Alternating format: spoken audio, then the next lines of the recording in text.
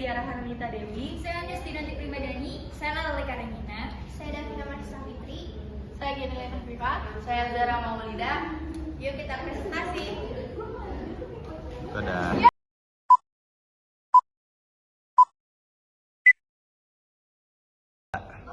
pertama itu ada siklus fosfor. Jadi apa sih siklus fosfor? Siklus geokimia yang menggambarkan transportasi dan translokasi fosfor dalam air, tanah, serta bahan organik hidup dan mati. Penambahan fosfor ke tanah terjadi karena penambahan pupuk organik dan anorganik dan degradasi serta perkomposisian bahan organik. Proses ketika fosfor bergerak melalui litosfer, hidrosfer, dan biosfer. Fosfor sangat penting dalam struktur dan fungsi sel tumbuhan dan hewan. Ini contoh siklus fosfor.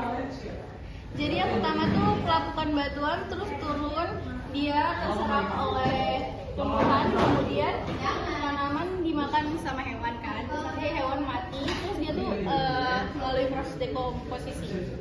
Nah, terus yang terakhir tuh yang keempat habis dekomposisi kembali lagi ke dalam tanah, lalu dia berpindah ke perairan karena aliran air. Mati? Udah, nanti semuanya lanjut. Udah. Ya. Aku di sini ngejelasin daur nitrogen. Apa itu daur nitrogen? Nitrogen adalah suatu proses konversi senyawa yang mengandung unsur nitrogen menjadi berbagai macam bentuk kimiawi yang lain. Transformasi ini dapat terjadi secara biologis maupun non-biologis. Beberapa proses penting pada siklus nitrogen antara lain fiksasi nitrogen, mineralisasi, nitrifikasi, dan nitrifikasi. Walaupun terdapat sangat banyak molekul nitrogen di dalam atmosfer, nitrogen dalam bentuk gas tidaklah reaktif. Hanya beberapa organisme yang mampu untuk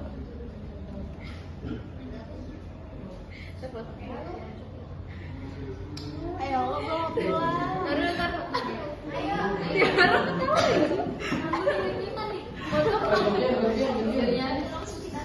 Untuk mengkonversi menjadi senyawa organik dengan proses yang disebut fiksasi nitrogen. Tahapan nitrogen itu ada dua. Tahap pertama yaitu daur nitrogen atau proses transfer nitrogen dari atmosfer ke dalam tanah. Selain masukkan nitrogen ke dalam tanah akibat air hujan, nitrogen juga dapat masuk melalui proses fiksasi nitrogen. Proses ini dilakukan oleh bakteri Rhizobium yang akan bersimbiosis dengan bakteri Azotobacter, Clostridium, dan kolong-kolongan. Ganggang hijau juga memiliki kemampuan yang sama seperti memfiksasi nitrogen. Lalu tahap keduanya, di mana nitrat diperoleh dari hasil fiksasi biologis yang digunakan oleh produsen atau tanaman yang kemudian akan mengubahnya menjadi protein. Jika ada hewan atau tanaman yang mati, maka penguraian akan mengubahnya menjadi NH3 gas amonia dan NH4 plus gas amonium yang terlarut oleh air. Proses yang terjadi dinamakan dengan amonifikasi. Bakteri Nitrosomonas dinitrifikasi merupakan proses di mana oksigen yang terdapat dalam tanah terbiasa, maka nitrat akan cepat ditransformasikan menjadi oksida nitrogen. Ini daur nitrogen. Kan dilihat.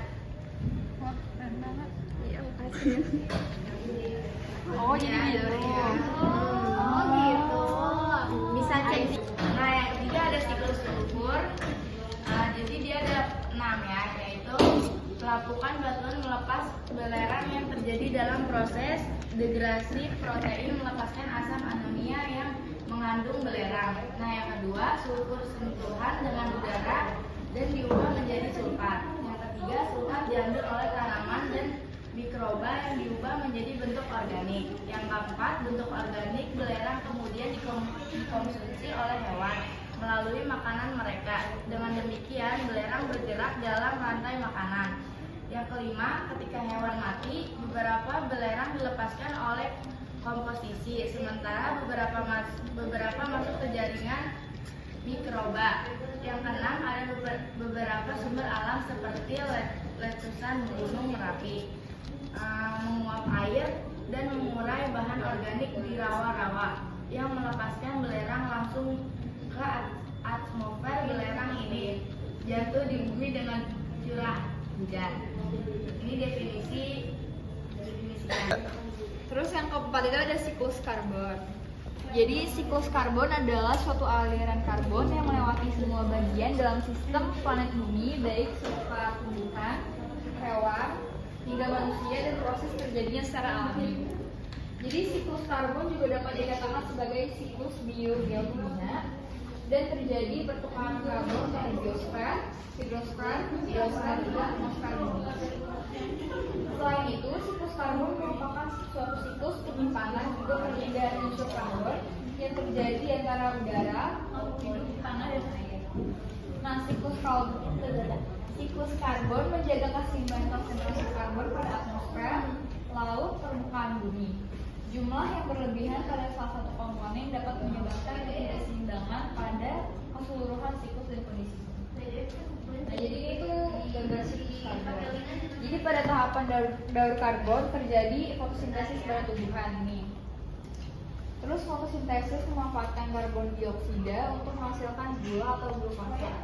Nah, glukosa tersebut nantinya dapat digunakan sebagai energi untuk hewan herbivora yang nantinya akan mengalami perpindahan energi melalui rantai makanan. Setiap organisme heterotrof nantinya akan melakukan respirasi, sehingga karbon dioksida akan dikembalikan ke atmosfer kembali. Selain proses respirasi, karbon dioksida juga dihasilkan dari asap pabrik hasil pembakaran bahan bakar fosil. Setiap organisme, baik hewan dan tumbuhan yang telah mati, akan diuraikan oleh dekomposer yang telah mendekomposer. Penguraian tersebut juga menghasilkan karbon dioksida yang dilepaskan ke atmosfer, dan hasil penguraian sisa organisme itu akan membentuk fosil yang akan digunakan oleh pabrik sebagai bahan bakar. Selanjutnya ada siklus air, dan ini adalah foto dari siklus airnya. Water cycle. Sok ngerti anjir. Apa itu siklus air? Daur air atau siklus air atau daur hidrologi merupakan pergerakan air dari bumi menuju atmosfer dan kembali lagi ke bumi yang terjadi secara terus-menerus sehingga membentuk sirkulasi atau siklus. Siklus air yang disebut juga siklus hidrologi merupakan rangkaian peristiwa berulang yang mengakibatkan air di bumi tidak pernah habis. Nah, proses siklus dalam daur air dibedakan menjadi 3, yaitu siklus pendek, siklus sedang, dan siklus panjang. Pertama ada siklus pendek. Siklus pendek daur air terjadi di laut dan dimulai dari tahap evaporasi atau penguapan air laut karena panas dari matahari. Air di laut akan menjadi uap dan membentuk awan. Ketika dalam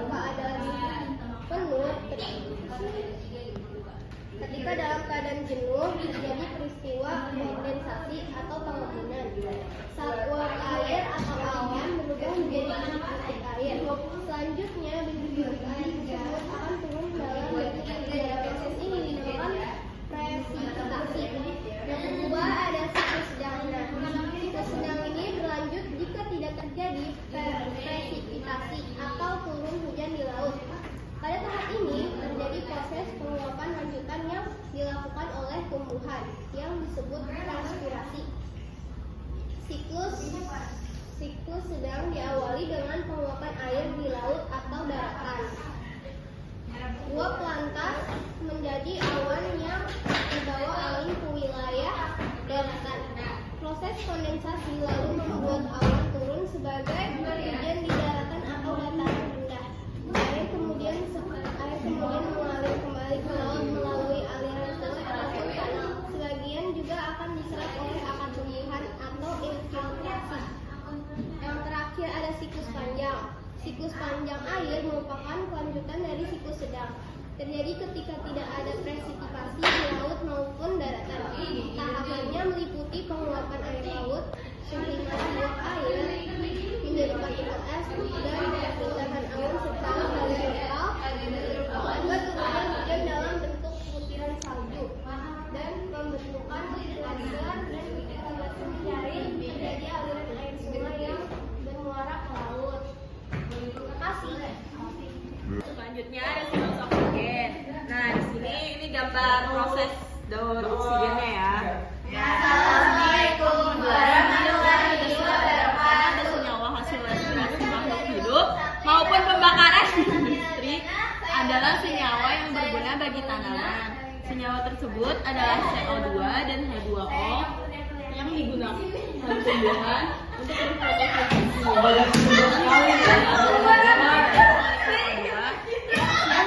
dan digunakan dalam pernafasan dan pembakaran. Selanjutnya